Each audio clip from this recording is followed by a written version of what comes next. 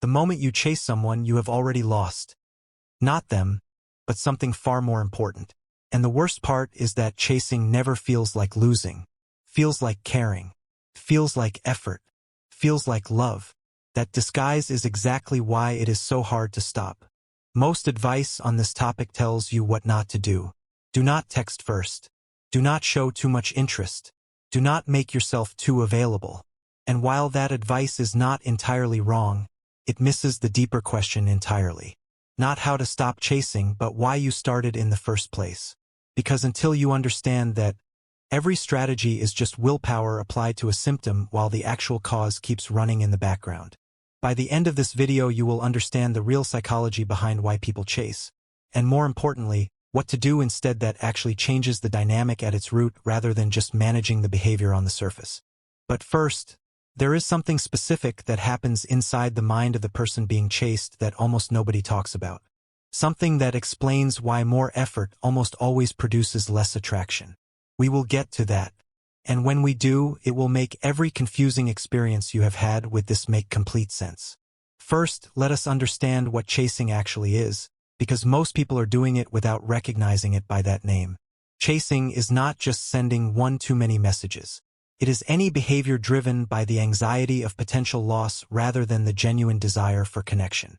That distinction matters enormously, because on the surface, chasing and genuine interest can look identical. Both involve reaching out. Both involve making effort. Both involve showing up consistently. The difference is not in the behavior, it is in what is driving the behavior underneath. Genuine interest reaches out because it wants to. Chasing reaches out because it is afraid not to. And that fear, quiet, persistent, disguised as enthusiasm, is what the other person feels even when they cannot name it. Here is the strange part. You do not have to say anything anxious for your anxiety to be communicated.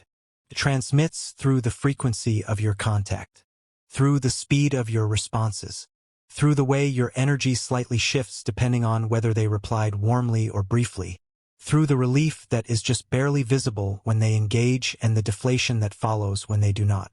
People feel this even when they are not consciously tracking it. And what they feel beneath the surface of whatever they think about you is that your emotional state is dependent on their behavior.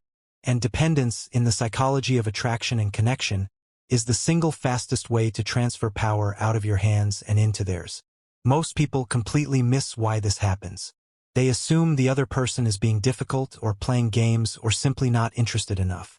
Sometimes that is true, but often what is actually happening is simpler and more fixable than that. The chase itself is creating the distance it is trying to close. Which raises the real question. If chasing pushes people away, what actually pulls them closer? What pulls people closer is not the opposite of chasing. It is not playing hard to get, not manufacturing distance, not pretending to be less interested than you are. Those are just chasing in reverse, still driven by anxiety, still designed to manage someone else's perception of you, still fundamentally reactive to their behavior rather than rooted in your own. What actually pulls people closer is something categorically different. It is called a grounded presence. And it is less a strategy than a state. One that becomes naturally visible when you stop organizing your behavior around how someone else is responding to you. A grounded presence is what you feel from someone who is genuinely interested in you, but does not need anything from you. They show up warmly but without urgency. They engage fully but without monitoring how you receive it. They can take or leave the outcome of any given interaction because their sense of themselves does not rise and fall with your reaction. And that quality, that settled, undemanding availability, is one of the most compelling things one person can project toward another. Here is the strange part. Most people think this is about confidence.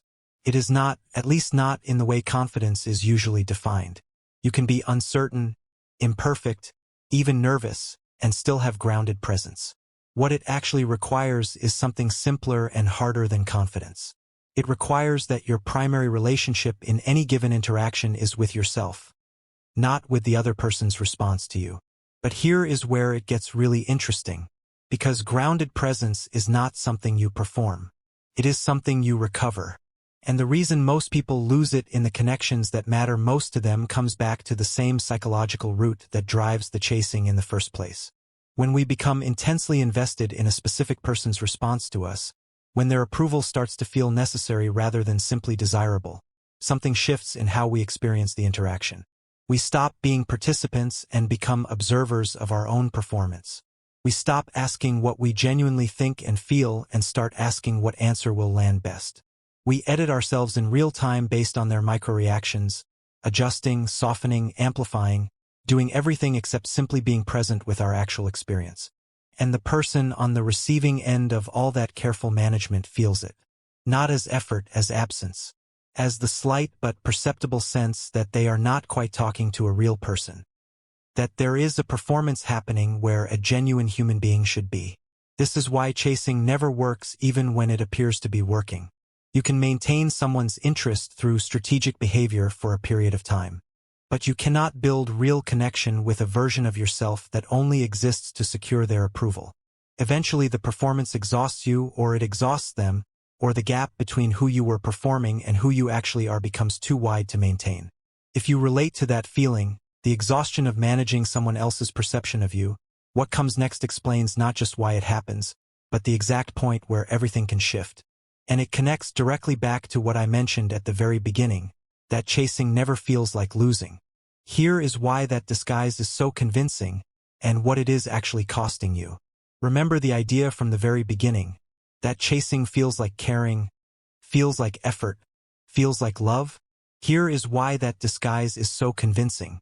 Because in many cases it grew from something that genuinely was love. The intensity of the chase often reflects the depth of what you feel. The problem is not the feeling. The problem is what that feeling got attached to. When we chase someone, we are rarely chasing the actual person in front of us. We are chasing a feeling we believe their approval will deliver. A feeling of being chosen, of being enough, of having the quiet internal question, am I worth staying for? Finally answered by someone whose answer we have decided will count. And that is the part nobody talks about. Because it means the chase was never really about them. It was about a verdict you needed that you were trying to get from an external source. Their attention was supposed to settle something inside you that has been unsettled for a long time. And no amount of their engagement ever fully settles it. Which is why the chase continues even when they do. Respond even when things seem to be going well, even when there is no logical reason for the anxiety to still be running. Here is the uncomfortable truth that changes everything. The verdict you are chasing from them is one that only you can actually deliver. Now here is the part nobody talks about, because it is genuinely confronting. The moment you genuinely stop needing a specific person to choose you, not as a strategy, not as a performance of indifference, but as a real internal shift in where your sense of value lives, the entire dynamic reorganizes. Not because you became less interested, but because you stopped being negotiable. Your presence stopped being contingent on their response. And people feel the difference between someone who is with them and someone who is auditioning for them with absolute clarity. So what do you actually do instead of chasing? Not strategically, genuinely. You redirect the energy inward. Every impulse to reach out from anxiety becomes a question, what do I actually need right now? And can I give that to myself? Every moment of obsessively checking whether they responded becomes an opportunity to notice how much of your mental real estate you have handed over to someone else's behavior. Every urge to make yourself more available, more impressive, more accommodating becomes a signal that you have drifted from your own center, and an invitation to return to it. This is not about becoming emotionally unavailable. It is not about pretending not to care. It is about caring from a place that does not require a specific outcome to remain intact. Showing interest without making their response the condition of your okayness. Being warm without being desperate. Being present without being consumed. The people worth keeping in your life are not the ones you had to chase into staying.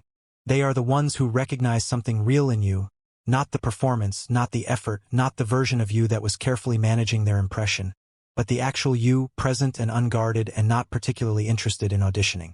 That version of you does not chase. It does not need to, because it is already exactly where it needs to be. And it turns out that is the most compelling place anyone can stand.